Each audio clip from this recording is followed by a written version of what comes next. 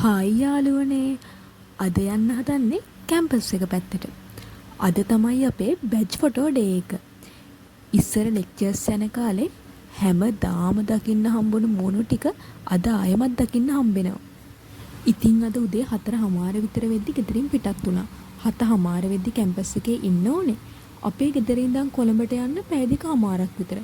ඊට වඩා දුර ඉඳන් කැම්පස් එකට එන ළමයි ඉන්නවා. හැබැයි ඉතින් මේක තමයි මට ලොකුම දුර. ඉස්සර ගෙදර ඉඳන් කැම්පස් එකට යනකොට මං ආසම දේ තමයි බස් එකේ අයිනේ සීට් එකක සින්දුවක් අහගෙන මනෝපාරක් ගහගෙන යනවා තරම් දෙයක් මට නම් නෑ ඉතින්.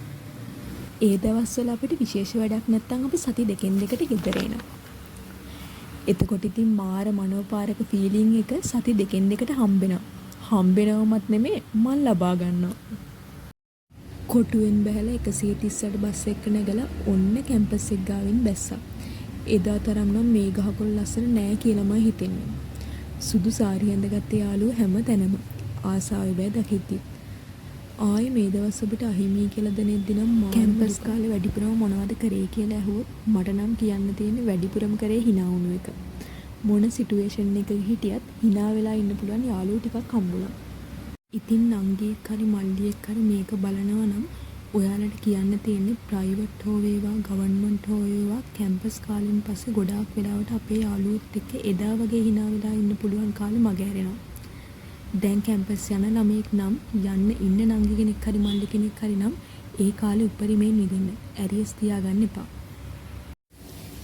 ඉස්සර ඒ ලෙවල් වලට පාඩම් කරන දවස්වල ගෙදර පුටුවේ ඉඳන් හීනමාවපු තැන මමාද ඉන්නවා කියලා දැනෙද්දි නම් මාරම ෆීලිං එකක් දැනෙන්නේ. ඒක මට වචන වලින් විස්තර කරන්න තේරෙන්නේ නැහැ. මේ ලස්සන පරිසරයට මම හැමදාම ගරු කරනවා. තව চিරාත් කාලයක් බැබලෙන්න පුළුවන් වෙන්න, ළමයින්ව බබලවන්න පුළුවන් වෙන්න කියලා ප්‍රාර්ථනා කරනවා.